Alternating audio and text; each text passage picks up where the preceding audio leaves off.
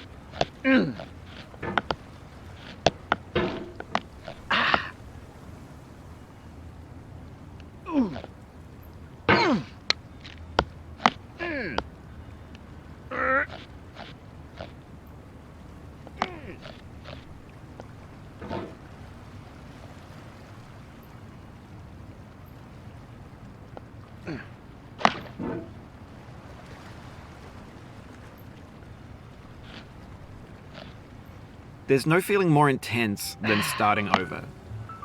If you deleted your homework the day before it was due, as I have, or if you left your wallet at home and you have to go back after spending an hour in the commute. If you won some money at the casino and then put all your winnings on red but it came up black. If you got your best shirt dry cleaned before a wedding and then immediately dropped food on it. If you won an argument with a friend and then later discovered that they just returned to their original view. Starting over is harder than starting up. If you're not ready for that, like if you've already had a bad day, then what you're about to go through might be too much. Feel free to go away and come back. I'll be here.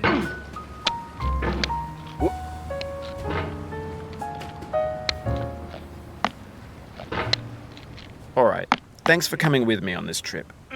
I'll understand if you have to take a break at any point. Just find a safe place to stop and quit the game. Don't worry, I'll save your progress, always, even your mistakes. This game is a homage to a free game that came out in 2002, titled Sexy Hiking. The author of that game was Jazzuo, a mysterious Czech designer who was known at the time as the father of B games.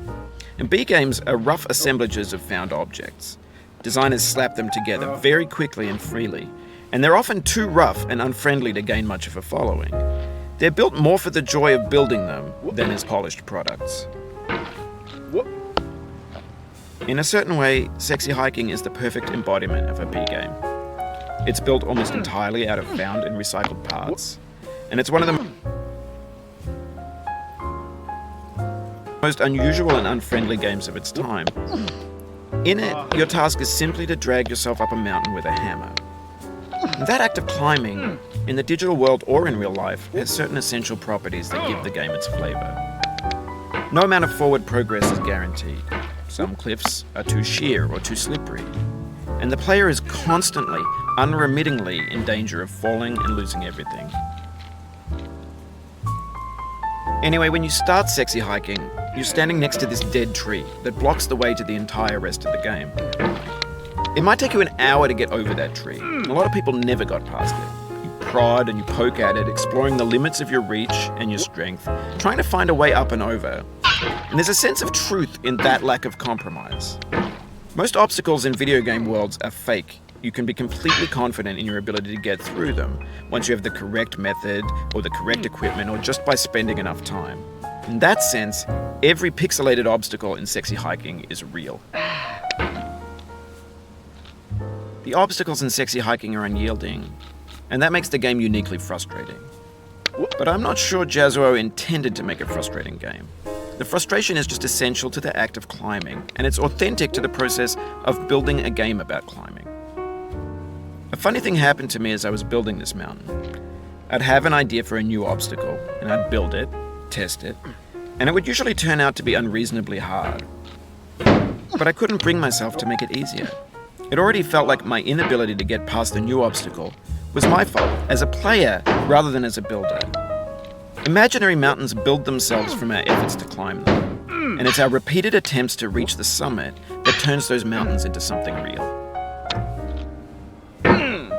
When you're building a video game world, you're building with ideas. And that can be like working with quickset cement. You mold your ideas into a certain shape that can be played with, and in the process of playing with them, they begin to harden and set until they're immutable, like rock. And at that point, you can't change the world, not without breaking it into pieces and starting fresh with new ideas.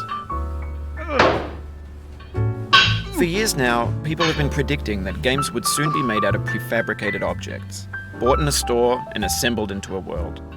And for the most part, that hasn't happened, because the objects in the stores are trash.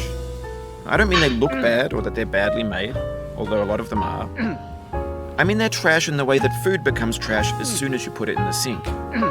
Things are made to be consumed and used in a certain context, and once the moment is gone, they transform into garbage. In the context of technology, those moments pass by in seconds. Over time, we've poured more and more refuse into this vast digital landfill that we call the internet.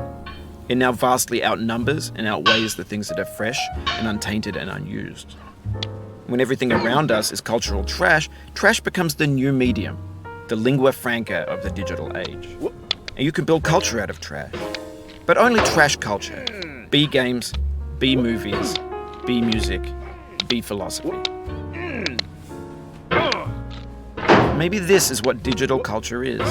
A monstrous mountain of trash, the ash heap of creativity's fountain. A landfill with everything we ever thought of in it. Grand, infinite, and unsorted.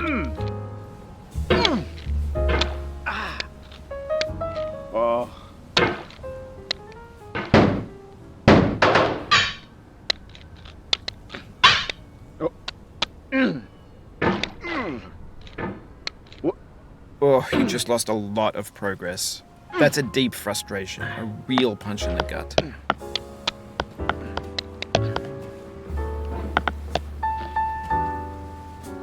What?